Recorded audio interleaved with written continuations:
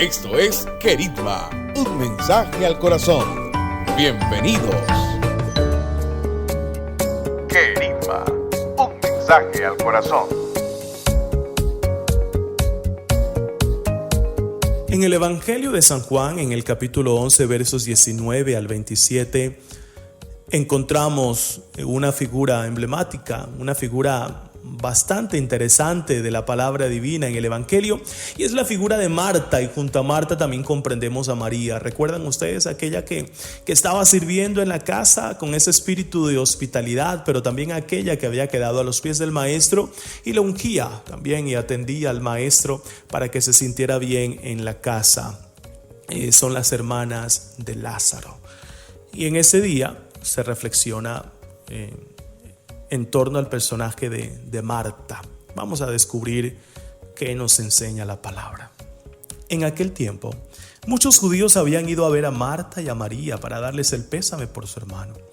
Cuando Marta se enteró de que llegaba Jesús, salió a su encuentro mientras María se quedaba en casa.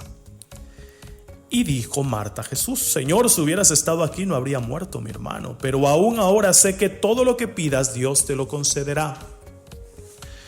Jesús le dijo: tu hermano resucitará. Marta respondió: sé que resucitará en la resurrección del último día. Jesús le dice: yo soy la resurrección y la vida. El que cree en mí, aunque haya muerto, vivirá.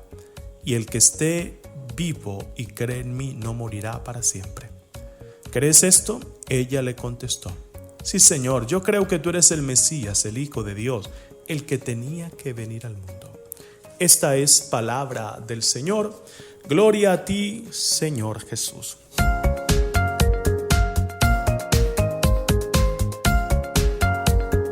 Vayamos a lo primero. El texto nos dice que esta mujer Marta le dice: yo creo que tú eres el Mesías, el Hijo de Dios. De las dos hermanas, la más emprendedora es Marta, ¿cierto? Que sale al encuentro de Jesús para notificarle, no sin un amable reproche, que su hermano Lázaro ha muerto. Si hubieras estado aquí no habría muerto mi hermano, como muchos de nosotros que siempre de manera soterrada le recriminamos a Dios y le preguntamos por qué de tantas cosas que no comprendemos, y al mismo tiempo le decimos: yo creo en ti, pero inmediatamente cuestionamos la voluntad de Dios.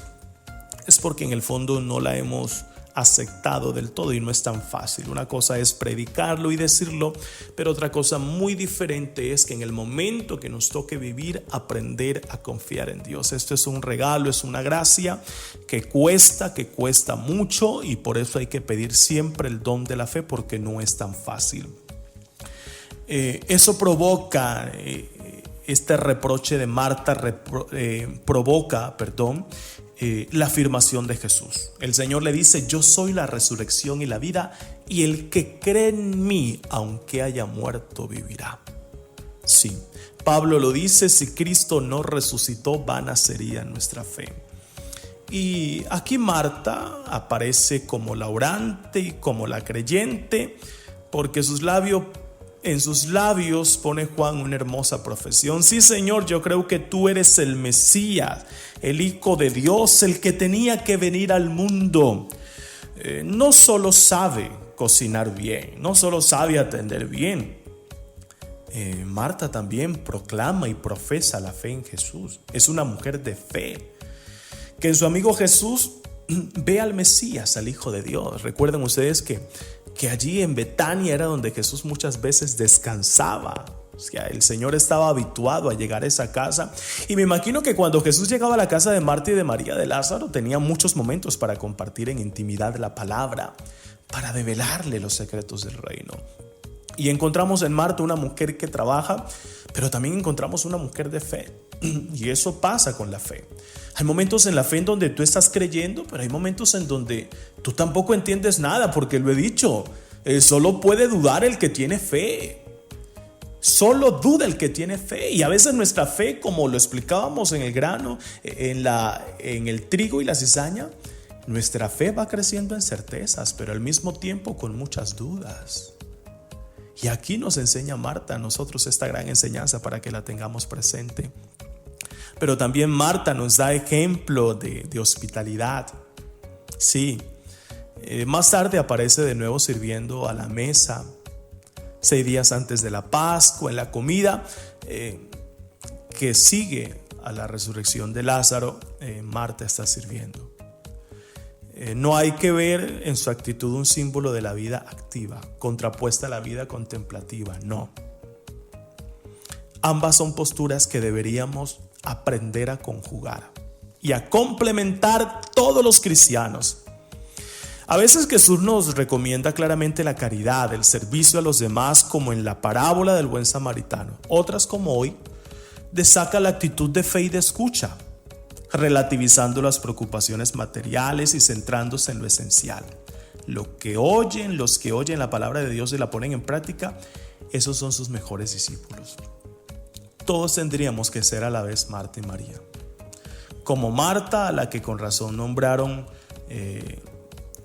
el Señor en la misma palabra, le reconoce esa actitud, y nosotros reconocemos en Marta una actitud de servicio, pero también reconocemos en su hermana, en María, que no podemos descuidar la oración, ni la meditación, ni la reflexión, ni la escucha de la palabra. Es decir, dos elementos importantes para nuestra vida en este día. Primero, aprendamos a servir. Tenemos que servir a los demás y nuestra vida está hecha para el servicio. Pero también tenemos que orar, y de tal manera que el servicio y la oración siempre estén caminando juntos. Y eso hace parte de nuestra vida cristiana. Porque tenemos la tentación, o oramos y nos olvidamos de servir, o servimos y nos olvidamos de orar. Y aquí el Señor nos quiere como discípulos, porque eso lo estamos mirando en una clave discipular. El Señor nos quiere que oremos, pero que trabajemos, pero también que oremos. Es decir, la oración te proyecta al servicio, y el buen servicio que realizas es un reflejo de tu oración. Lo uno no se contrapone a lo otro, al contrario, se complementa, se conjuga. Ora y sirve y mostrarás la grandeza de tu oración y de tu fe.